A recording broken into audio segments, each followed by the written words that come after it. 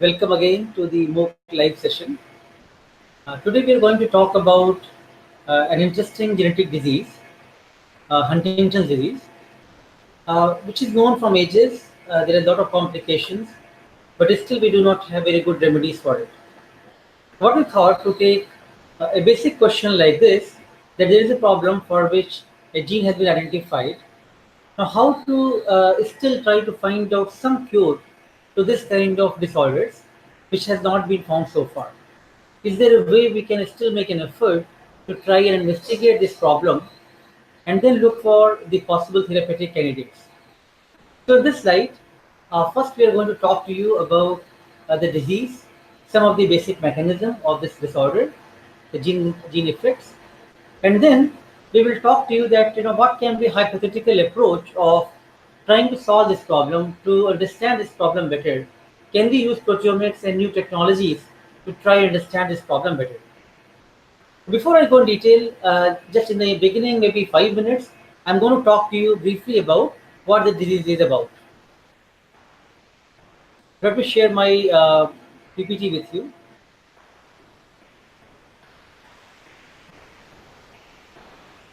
All right, so this Huntington's disease is one of the autosomal dominant disorder.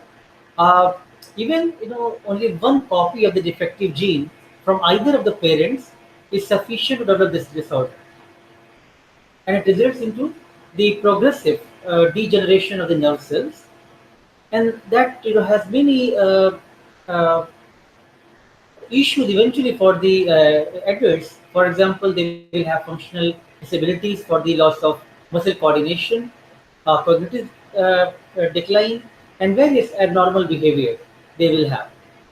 So, how to try to understand this problem? People have started looking at the genes in much more detail. And there is this society which is Huntington's Disease Society of America, HDSA. They have made support group of patients who are suffering from this kind of disease, which is still very large number in America and whole world. And they made a very nice video which I thought to show you briefly to explain the problem first, and then I will talk to you about the molecular mechanism of it. Let me share this particular video. Huntington's disease is an inherited fatal genetic disorder that causes the progressive breakdown of nerve cells in the brain. It deteriorates a person's physical and mental abilities during their prime working years. Over a 10 to 20-year period, the person will lose their ability to talk, walk, and eat, requiring around-the-clock professional care. Symptoms include personality changes, mood swings and depression, forgetfulness and impaired judgment, unsteady gait, and involuntary movements known as chorea, slurred speech, and difficulty in swallowing. Many describe HD as having the symptoms of ALS, Parkinson's, and Alzheimer's simultaneously. HD is known as the quintessential family disease because every child of a parent with HD has a 50-50 chance of inheriting the faulty gene that causes Huntington's disease. Today, there are approximately 30,000 symptomatic Americans and more than 200,000 at risk of inheriting the disease. Those at risk of inheriting HD are able to take a genetic test to find out if they carry the faulty gene. In 1993, researchers identified the gene that causes Huntington's disease, but scientists are still hard at work trying to find a way to stop the deadly gene. The Huntington's Disease Society of America is the premier not-for-profit organization dedicated to improving the lives of everyone affected by Huntington's disease. From community services and education to advocacy and research, HDSA is the world's leader in providing help for today, hope for tomorrow for people with Huntington's disease and their families. HDSA was founded in 1968 by Marjorie Guthrie, the wife of legendary folk singer Woody Guthrie. Woody died from HD complications in 1967 when he was only 55 years old. But the Guthrie family legacy lives on at HDSA to this day. Across the United States, HDSA currently supports volunteer-led chapters and affiliates, the latest advances in HD research, centers of excellence, social workers and support groups, local education programs, advocacy, team hope walks, and more than 300 special events. In the battle against Huntington's disease, no one fights alone. At HDSA, family is everything.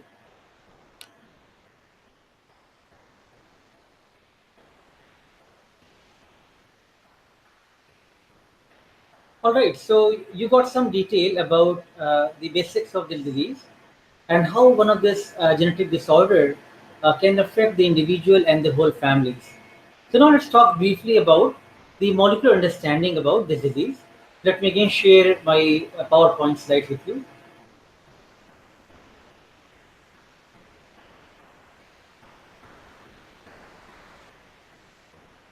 So, over the years of research, people have been able to identify that there is a gene which is IT15 gene, uh, and the mutation happening over there is causing the disease, Huntington's disease.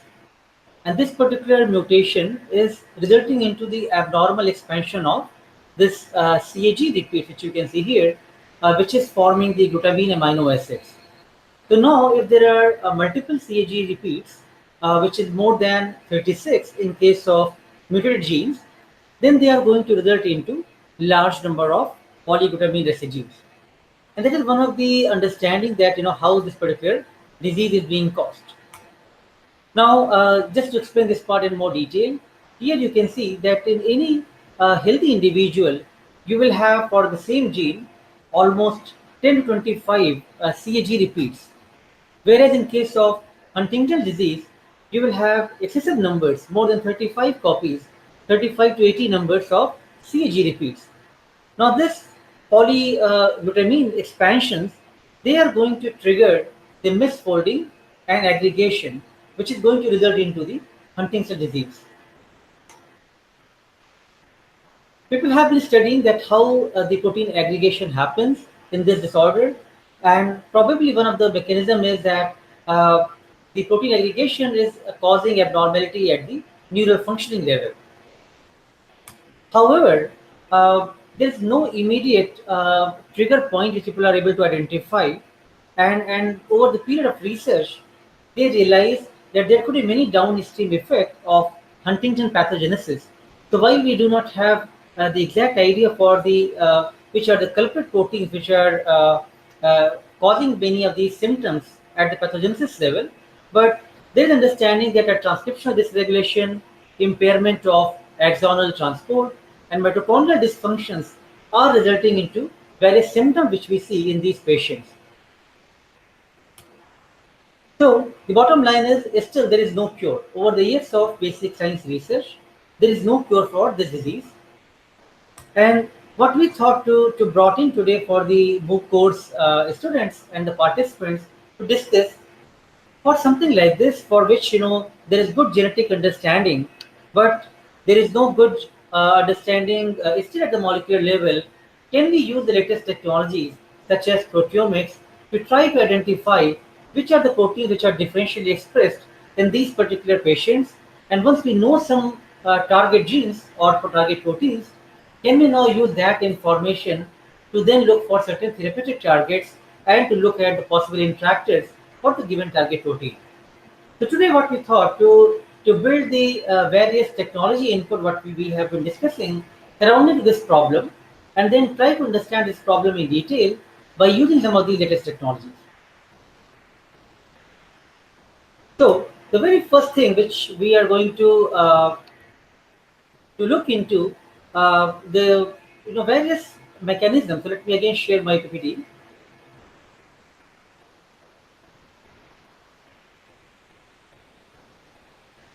How to take this kind of approach, proteomic based technologies, and design experiment to understand Huntington's disease more.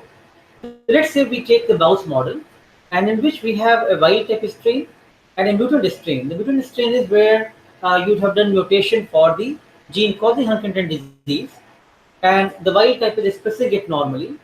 So now you've got a disease population and a control for that. And then your aim is, can I understand this particular disease much more in the very controlled group here right now? So Can we use proteomics-based investigations to identify the differentially expressed proteins in Huntington's disease and look for their potential interactors of these candidate proteins? So, one of the approaches which we can take, of course, we can think about many ways of trying to solve and understand the problem. One approach which we can suggest is to take these particular tissue samples from a mouse model, in this case, do the protein extraction from the tissue sample, and then do differential proteomics or quantitative proteomics using one of the labels, which is isobaric tag for relative and absolute quantification or ITRAC. Then use mass spectrometry based approaches, LCMS-MS, to identify the differentially expressed proteins. After identification and analysis, then you will have a couple of hits and the proteins of interest. Can we take one or few of those target proteins of interest and now do the corresponding gene cloning, and then look into the heterologous protein expression for those targets. After protein expression and purification is done, can we now look for identification of its interacting partners and various possible drug candidates using surface plasmon resonance. So now, as you can see here, that while the problem is still which is a current problem, there is no cure for it. All people do is a support group where they try to help patient with the symptomatic level changes and try to provide them various other type of support. But there is still no therapies given for these kind of diseases, despite so much understanding and over the year of research at the gene defect level. So can we now think about different approaches and some of the out of the box thought how to take these kind of problems forward. So what we are saying is only one workflow, and of course even over the period we can talk to you that there can be many workflows to try to understand the same problem. Today what we are trying to do, whatever you are trying to understand in the MOOC courses, for example genetic defects, the genetics part of the diseases, try to think about how the protein sequences, amino acid sequences, which are actually providing the functional information, how they are so crucial for the final protein output at the protein aggregation level, which you see here. And then the very latest technologies like the mass spectrometry and surface plasmon resonance, how they can be useful for the identification of the right candidates and identification of the potential interacting partners and potential therapeutic candidates.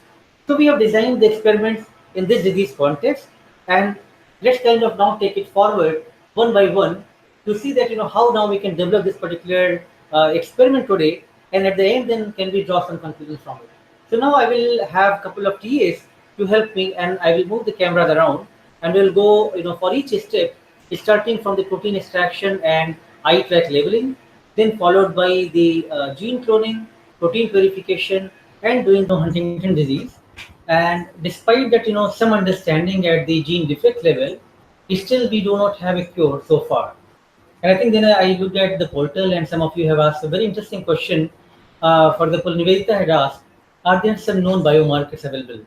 So, Nivedita, I think one would say that there are some known candidates available, right? Because people have still explored that how to look into the disease, its mechanism, which can be possible candidates.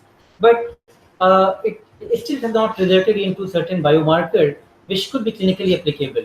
So on the portal, as my TAs replied back to you, there are certain candidates from the various histone deacetylases and other known proteins, including certain proteins involved in the JAK-STAT pathways. They have been shown to be relevant in the disease, but we cannot say them still as a known biomarker for the disease. There was a question from Shreyans, and he has asked the right question, whether how are we treating the patients now? So it's mainly based on the symptoms, and one is trying to treat the symptoms rather than disease. And I say that is the pretty much case for many of the diseases.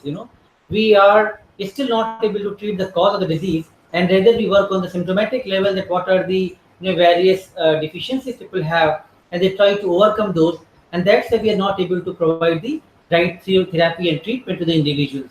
And that's where one of the field of precision medicine and personalized diagnostic is becoming very, very crucial. Madhurima has asked a couple of interesting questions. Are there some proteomics-based studies have already been done in this area, and how and in which way one could get help from proteomics? So I would say that proteomics has not been done so extensively in this area, but still we saw at least a couple of papers where they try to understand the mechanism. And one of the studies which we are trying to postulate today, based on the mouse model is already one of the known studies in the literature, where they have tried to understand that how protein gets makes aggregate based on these polyvitamins, and then followed by what is its impact. So people are trying to understand much deeper into the physiological action of this, and in which way one could try to understand the disease pathogenesis. But still, the studies have not been comprehensive, not been exhaustive to really give us the right clues into the problem. Just to clarify that we don't work on this problem, what we are trying to tell you as a part of the course, to take any disease or any unknown problems of interest, and then how to take them into possible solutions, right? How to provide them various ways of solution. And one of the workflow which we are giving you today is one possible workflow. Of course, as I mentioned, you can have other workflows as well. So let's kind of now continue and think about the five steps which I talked to you. Now we have these wild type and mutant rats, where we have the mutant form of the gene and the wild form of the gene, and now we are looking at the the changes because of this gene which is involved in the Huntington's disease. So first we are planning to take the tissue sample from the rat, and then we are going to do protein extraction. We will be doing the protein labeling from the both the groups.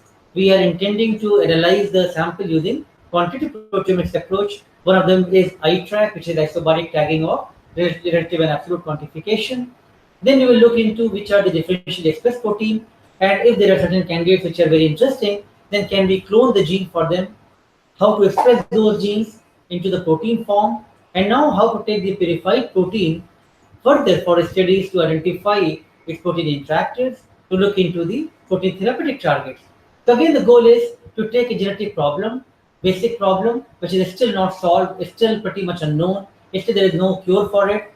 How to try to understand that problem from the very basic amino acid and protein chemistry point of view, taking forward to the latest and advanced technologies, how they can help us understand the problem. So let me now hand over this one by one to my TAs, who's going to show you steps in very brief. And again, we'll try to cover various concepts. We'll talk about those, and we will show you the steps in the meantime. So first TA is coming here. His Argyo Banerjee. He's going to talk to you about protein extraction and the I-track based quantitative labeling. Hello everyone. As you have already got a brief introduction about the Huntington's disease, we have designed an experimental module in which we show the protein profiling through proteomics about the proteins which are relatively affecting this Huntington's disease. In this disease, as the experimental module was stated, we have taken a normal control mouse and a mutated mouse which was having that Huntington's disease. We have generally isolated the brain tissue.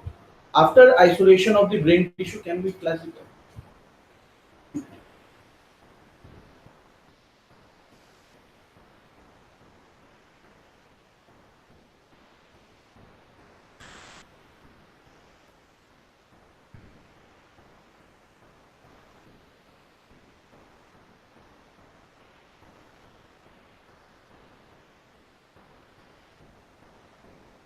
So as you can see in this experimental module, we have generally started with the tissue samples, which are the mouse tissue samples, they are the brain tissue samples. We have collected it, we have freeze thawed it, we have aliquoted a particular less amount of tissue sample, after which we have done the tissue lysis. Now why tissue lysis is being done? The tissue lysis is being done for the extraction of the proteins that are present in the tissue. Mainly three physical methods have been employed, that are sonication, bead beating and lysis buffer. After the extraction of the tissue lysate, the proteins are being quantified. After the quantification of the proteins, we will move on. After the quantification of the proteins, we will move on to the three major steps which are involved in this module, that are reduction with the help of TCEP. Second is the alkylation, and third is the digestion of the proteins to the peptides, because peptides can be ionizable and it can be analyzed in the mass spec. So after the formation of the peptides,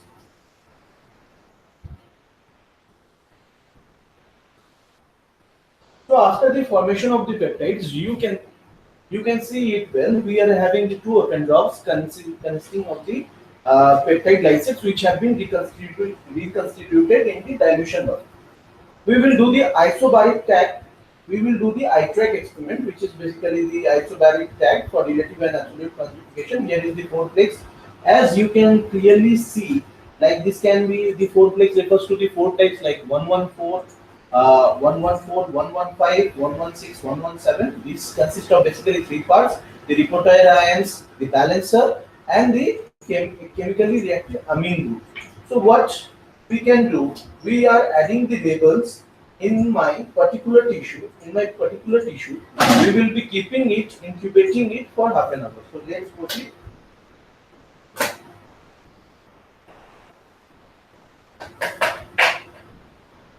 We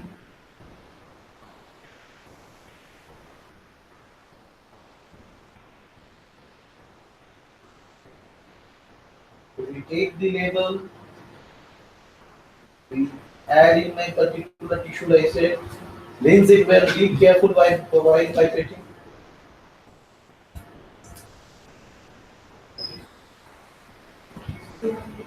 Vortex it well, do a short spin.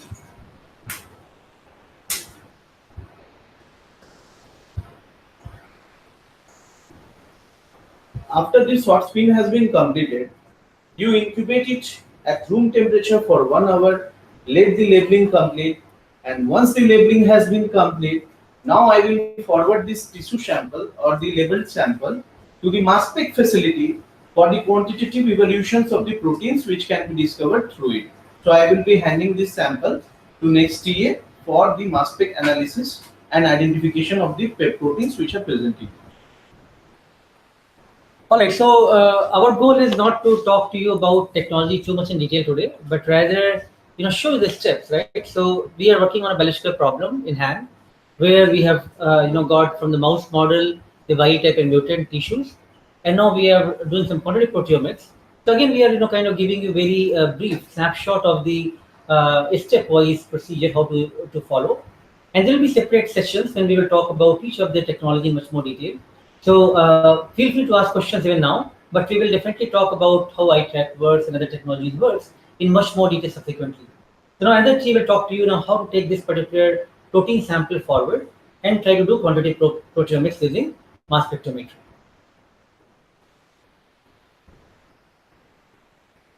Hello everyone. So after preparing the sample, that is after labeling the sample, all the labeled sample are pooled together and further mass spectrometry is done.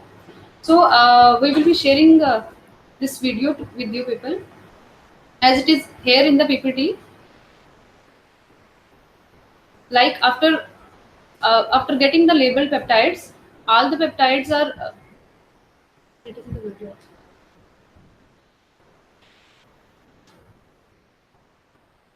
As we can see in this video that after getting the all the pooled label peptides, so we will run the sample in the mass spectrometer. So it is in the video it is shown that how to put the sample in the nano LC. So after putting the sample, it is being closed. This is auto sampler, and then mass spectrometry is done. So after performing the mass spectrometry, next in the next slide it is showing the chromatogram that we get after performing the mass spectrometry. So this is the first MS1 mass spectrometry. In this chromatogram, it is showing for all the peptides. So for getting the peptide quantification, next MS2 is done. And then as we can see in the right hand side, after zooming in this particular area, we get the spectrum for all the samples, in which we get the reporter ion intensity for all the samples we have taken. So for further, after doing the further analysis, we can identify and quantify the peptides in all the samples.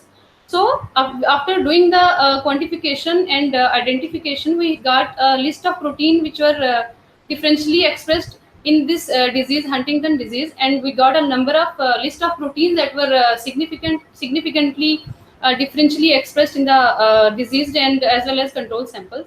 So here we have the list of a partial list of proteins that we got during the experiment.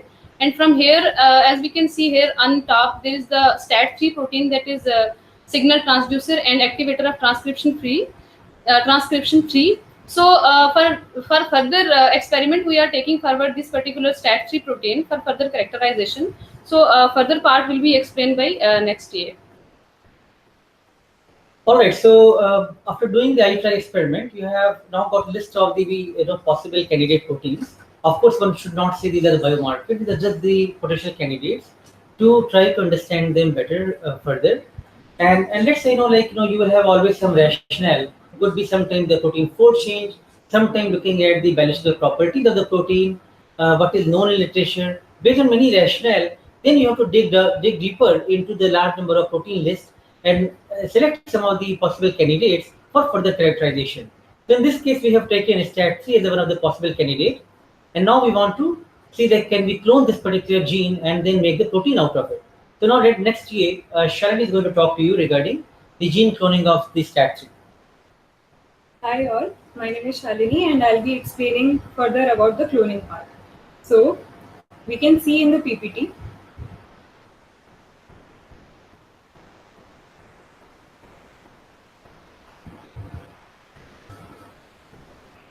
So out of these 28 critical proteins, genes which we had listed, now we'll be taking only STAT3 for further processing. In this process of purification, the very first step is the cloning, in which first of all we need to amplify the gene, that is STAT3 gene. Here you can see it is written GOI, that is gene of interest. Here it is STAT3. Now we need a set of primers, that is forward primer and a reverse primer. They both will help us to amplify the gene, that is STAT3. Now this is the amplified gene, and now we'll be digesting the amplified DNA by using restriction digestion enzymes.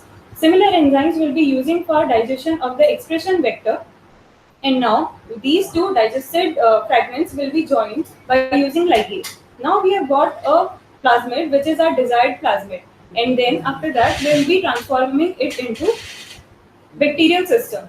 Now what happens, the vector is like a vehicle which takes the gene of interest to the bacterial system. Now, why would a bacteria will keep this gene which is not of its own machinery in the system? So to make sure that it keeps it, we have placed ampicillin resistant gene in the expression vector. And now when I show you the plate, this is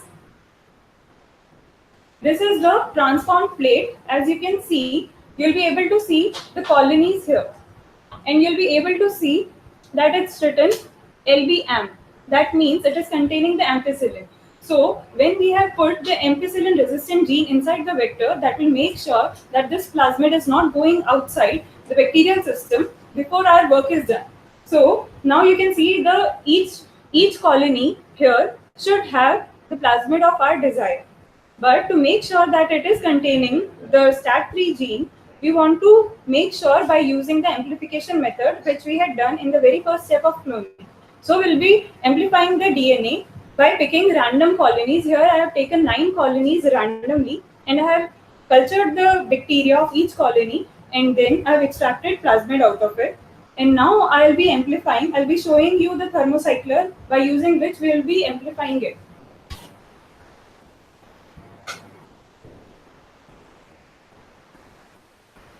So this is the thermocycler by using which we amplify the gene. And here you can see I have already kept the samples. These are the 9 colonies from which I have extracted the plasmid. And this is the negative control. So I'll be just closing it now. I'll tighten this and run the protocol. Now you can see that it has already started, but it will take approximately 5 hours or so. So we'll not wait for this to be done, and I'll show you by showing you one. This is the amplified protein, this is STAT3, and this is the negative control. So I'll now show how to confirm visually that it is amplified or not.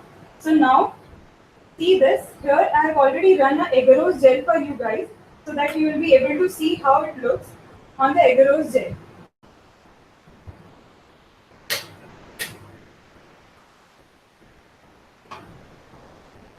I hope you are able to see the bright band here. This is equal to the STAT3 gene. So now we are confirmed that it is present inside the colony. Now corresponding colony will be picked up from the plate, and that colony will be now cultured again, and it will be optimized for further purification and expression things. So this is how the bacterial colony looks like after culturing. Now I'll be transferring this culture to my colleague Vipin, who will be explaining you for the further processing of this colony for expression and purification part. Thank you. So now you got a desired gene of interest which you want to characterize, and it looks like cloning experiment was successful. We got the desired colony, which now we have grown enough, and now we want to do the expression and the purification work from that. So of course, even if you have cloned a gene, your success for protein purification may still be very limited. It's not always that you are going to get very pure and the right protein from that, but you have to then try it out, the next level of the things. So in this case, we are using heterologous bacterial expression system, and then we are going to purify using one of the active purifier system. So now we have already culture like where we express our protein. Now once we know now, like we have to know the property of the protein, which type of protein are there. So we know, so these are protein which having a polyQ-tape. So we are using phonetic chromatography to purify our protein. So if you see now here we having a column. So these are one column where basically there is the antibodies there, which is bind to the resins. Now if we have a very small amount of sample, so we can use like this type of injection pump. So we take our sample. So these are our samples we have, and then we take around 100 or 200 microliter of our sample, and then we can just put here at injection valve. Then accordingly program we feed how much amount you want to inject in this column. So accordingly it will take through, if you can see this valve, so it will take through and it will go to the column. Now we first we giving a washing, then we giving us first washing, then washing like the protein which should not be bound, so they will be elute out. The interested protein which having a polyQ-10, so they will be remain bind here. Then we have to pass the elution buffer. So once we pass the elution buffer, then we get our interested protein. So if you see on slide, how the protogram looks for the protein purification is.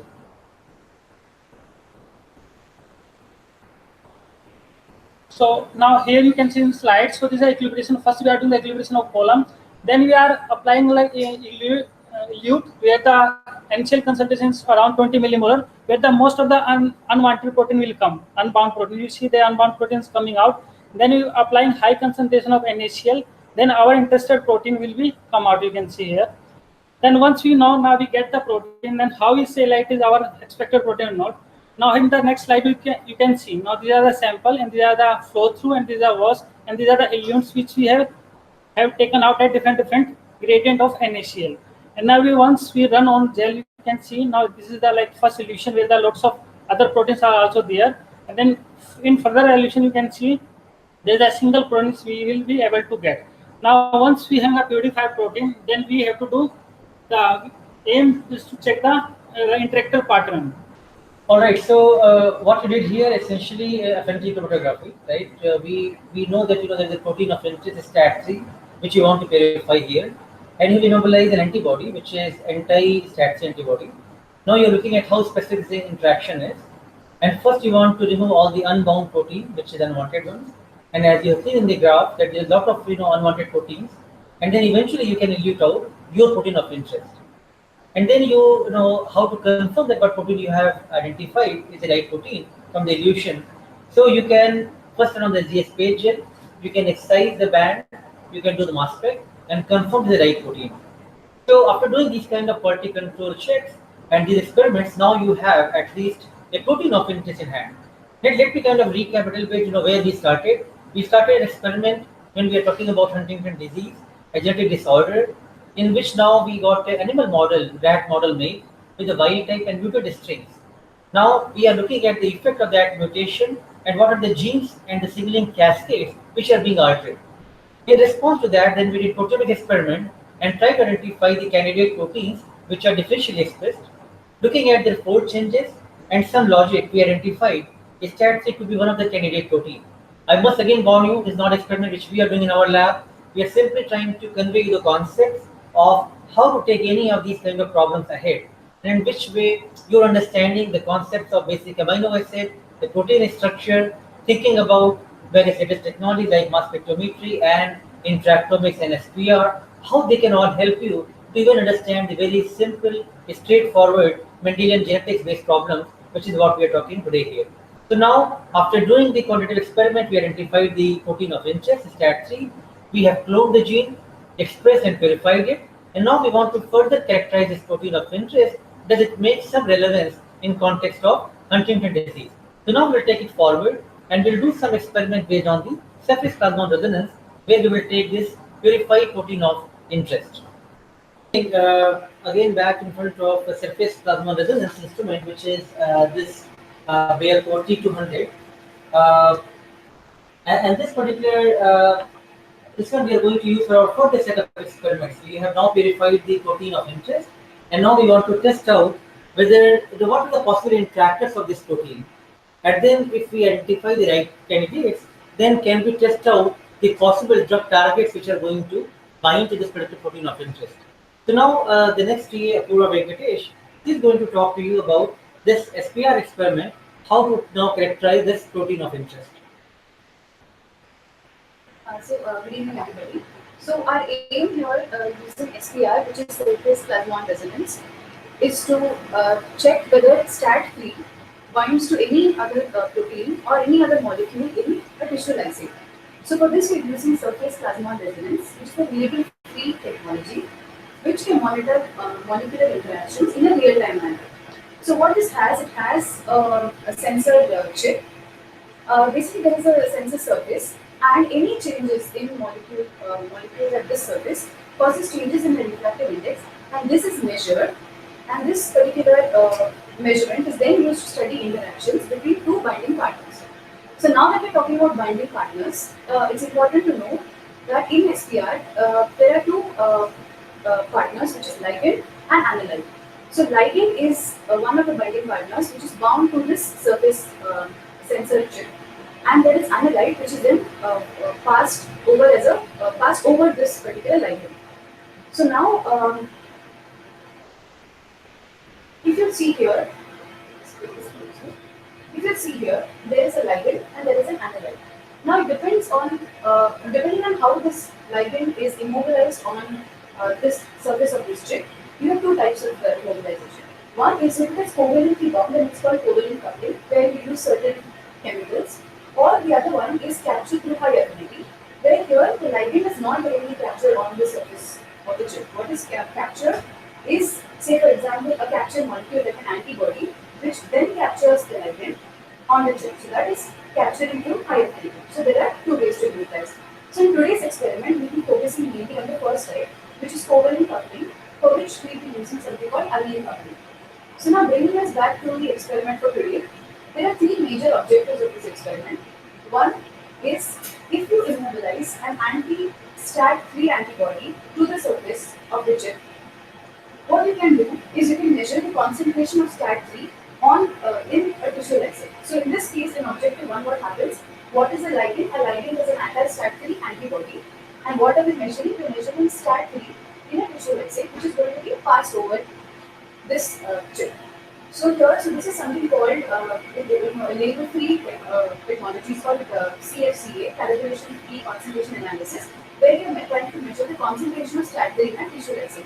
Now the second objective is, if you immobilize STAT3 protein itself on the chip, then what we can do is pass tissue lysate over the chip, over the STAT3, and where all those protein molecules or any biomolecule to which STAT3 interacts now will interact with STAT3, and the rest of the tissue lysate will be, or the rest of the unbound molecules will be washed out.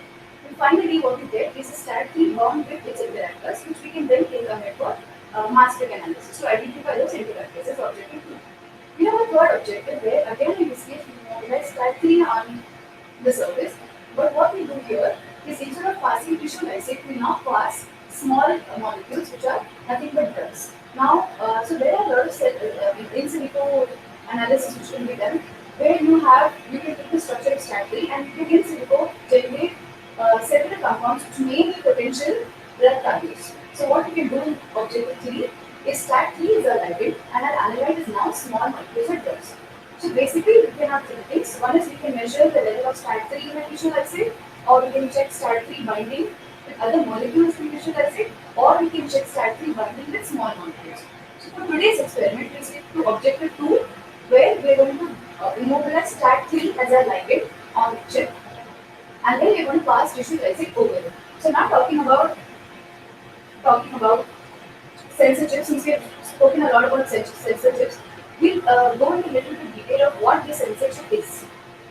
So the sensor chip, as Pooja, which is another TA, will show you, the sensor chip has three parts. One is basically a glass chip, which has a gold film over it, and over the gold layer, you have a dextral matrix. So this is this dextral matrix is the one which is going to help you immobilize your ligand that we'll be talking about. So this is the gold film here on the sensor chip. So now you'll see on every sensor chip you have something called CM5. We are using the CM5 sensor chip. CM5 is nothing but carboxymethyl. But you can also have CM4, CM3, and there are various other types of sensor chips. Basically, they all vary in characteristic, which basically depends on the capacity of binding of immobilization. So this particular CM5 is what is normally routinely used. So that's what we use for today's experiment. So now what Rucha will do is she is going to show you how to inject this particular chip into this instrument. So now we are going to inject this CM5 chip into the instrument. This is where we inject the chip, and this is where we do the talking. So now we choose the chip. So these are different, as Pooja mentioned, these are different chips. So we have to choose the chip. Now we are choosing the CM5 chip. We have to allow the ID and now. So with this allow directions, we are going to put this chip inside the instrument. We will close it, and now we will do the docking. So we just press the lock chip. So as you see, it's going to take around 1 minute and 22 seconds for this chip to lock. All right, so essentially what we are talking that how to now characterize any unknown protein, and in this context, a protein issue identified from the first phase of quantitative proteomics experiment, and then do certain more, intense studies on that protein. All right, so we are, while putting the chip and trying to start the mobilization experiment, I was just trying to set up the context that, for doing this experiment, you need to first, know quite a bit about, biology of that given protein. You need to be also ready with a lot of other potential candidates which you think could be interactive with the protein of interest. Of course, you may not have an idea, but you should have a lot of database search to try to build those, because once you identify the known interactors from this kind of study, then you can put them together and say, okay, now I have experimental evidence that these proteins could be potential interactors for the protein of interest, in this case STAT3 protein, which we are looking into Huntington disease. Or once you have identified this protein and you got into high confidence level, then you can do the further screening with the possible drug molecules in the drug libraries and look at which protein is going to bind to the right pocket and right side. So by now I think we are ready with the chip, and we'll resume the experiment here. So now we are preparing for immobilization. So we'll just speak about once more about what we are doing today. So we found STAT3, which is a protein which we found after proteomic analysis of a normal and a Huntington and a brain tissue from a mouse with Huntington disease. So we found that out of many candidates, we found one candidate which we now cloned, and we have a purified protein. So we have a purified STAT3 protein now, which I want to immobilize in the chip. So what I've done is I'm having several, if you can see here, several tubes here, which are specific for this experiment. Now, of which you need to know a few things. One is EDC and NHS. So basically, these are chemicals which are required for activation of the surface. Like NHS is basically N-hydroxysuccinimide, which is going to create succinimide esters on the surface. So that is needed because you want to basically immobilize your ligand. So you first need to have this surface activated, and then you will have your amino groups which are present on your ligand. This group is now going to bind to your esterified surface, and that is how immobilization is going to take place here. That is why it's called amine coupling. So that's what I'm showing you today. So we have a couple of ethanolamine tubes, and we also have our sample here. So this is my sample protein, which is nothing but my purified protein, which is now my ligand for this study. We have something called NaOH, which we require for washing. So these are the main tubes which are now I'm going to transfer into the rack here, which will then be injected into the system. So I need to transfer it in a particular order, which will show you. So I'm first transferring VC and NHS, which are required for activation. And this is an empty tube which is required for mixing both of these chemicals. Then our ethanol again. Then my sample. Then NaOH, which is sample here. NaOH here, which is required for washing. And another set of EDH, NHS, and NQ, and ethanol again. So once this is done, I'm going to now hand this over to Rucha, who's going to take over immobilization. She's going to set this up, and she's also going to show you how to insert this into the system. So we have to click the button. And now we get the templates, different templates. Now we click immobilization, and we open our file. Yeah. Now, as our chip has a four sets, we are going to use three and the four. This set is our black immobilization, and the other one is our accelerated process. So this is basically the setup. So the way I've set this up is exactly according to this map. So this is the map, and this is our the content on what we have, what solutions are present inside these tubes, and this is the map. So in this we are going to close this, and I'm going to now, which is going to let me inject this into the system. So this is how we are going to put this inside the system.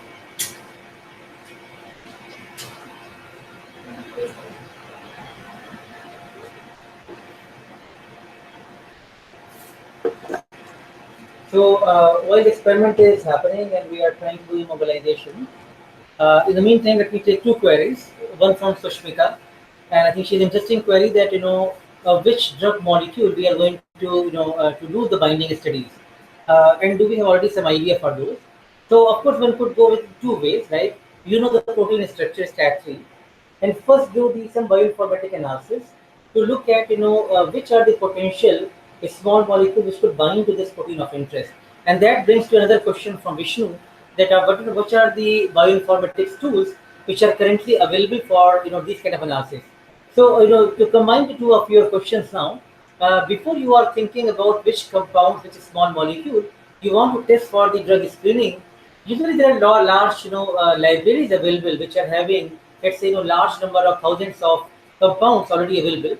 And first, before testing them out directly in the experiment, you would like to do computational docking experiment with Autodock and various kind of MD simulations to find out which of the potential drugs are binding to the right pocket which you want to target for the protein of interest. Once you have done these kind of bioinformatics and simulation studies, then you narrow down from the complex libraries of compound to, let's say, now I have the potential 5 potential drug molecule which I'd like to test out, and then those molecules you will take further for these kind of experiment. Of course, you can't afford to do this large screening for all possible compounds. So we'll continue the experiment. I hope by now immobilization has been achieved, and we'll see that for the STAT3 protein, what is the immobilization looks like.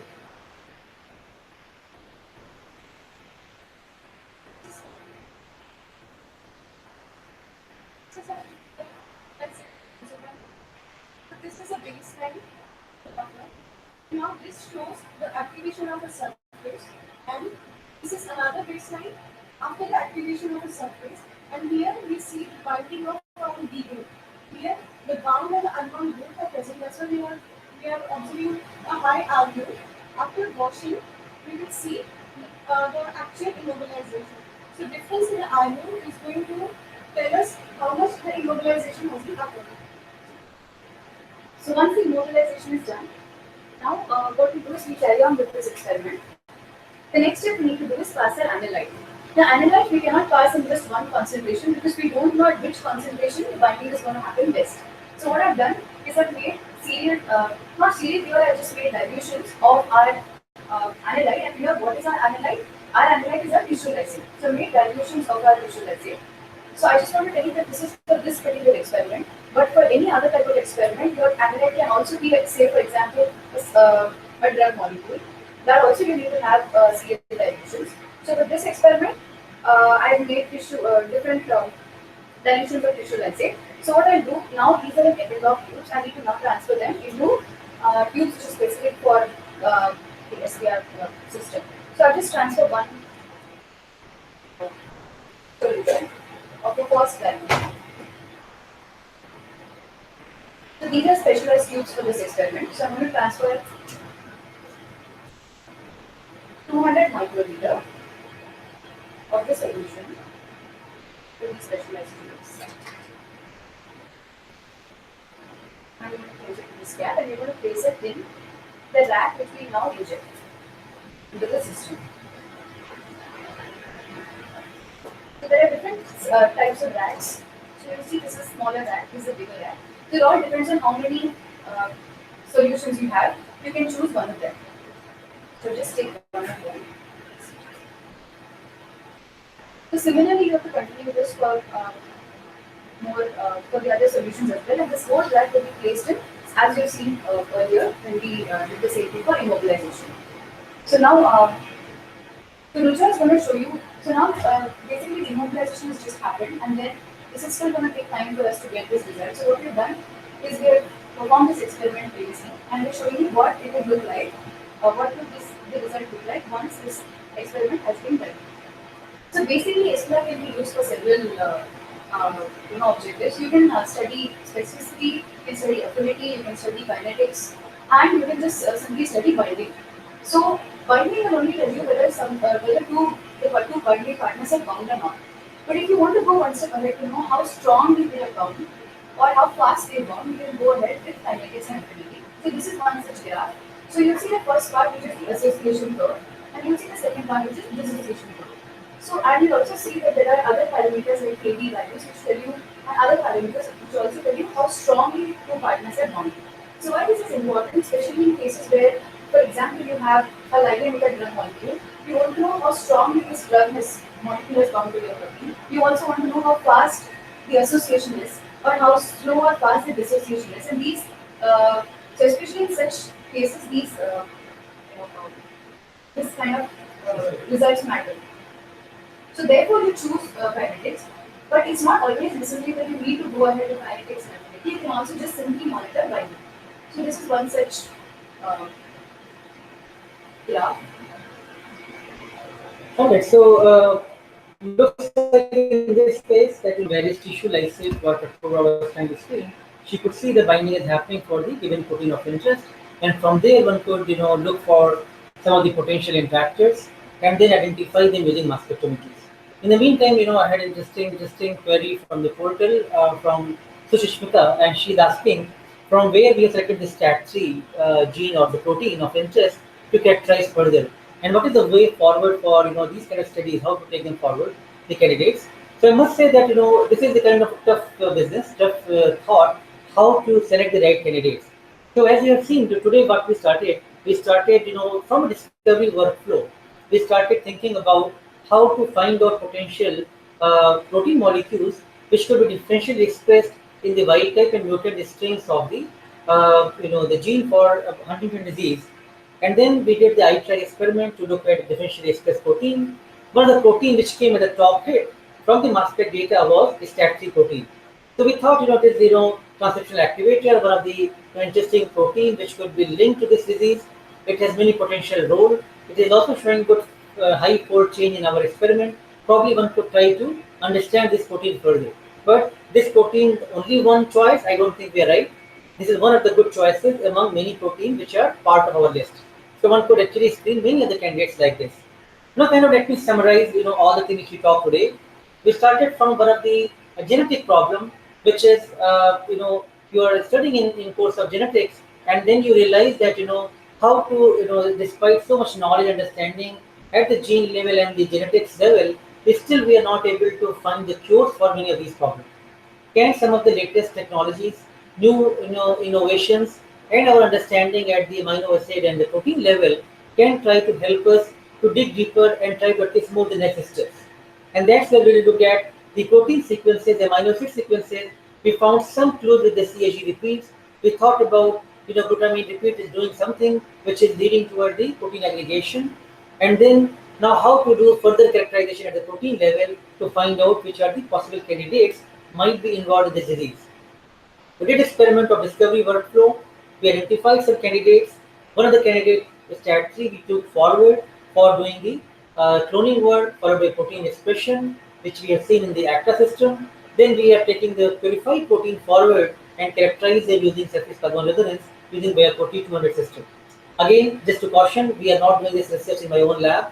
Today we're just talking academically to you on the MOOC course to learn and teach you and discuss about any given disease context, any problems, how to take them forward, and what is the workflow which you can make, especially what you are studying in the videos, what you are learning from the course, how to practically apply those. And this may not be the only and the best workflow. You can actually come up with many other possible workflows of trying to target the same problem. We will try to come up with more interesting applications and different approaches to talk to you in the next Friday. Till then, please keep reading these and do send me more queries if you have any interesting questions. I'm happy to see a lot of interesting queries on the course, and I'm hoping that the videos and the course is serving the purpose for you already. So, Gaurav, I think I'll take the last question from you. That do all the 28 dysfunctional protein act individually? We have no idea, because this is where you need to look at protein-protein interaction, and you need to find out maybe there's one master protein which is a switch, and there are many proteins which are only associated peripherally to that protein, and therefore these kind of interactomic studies become very crucial.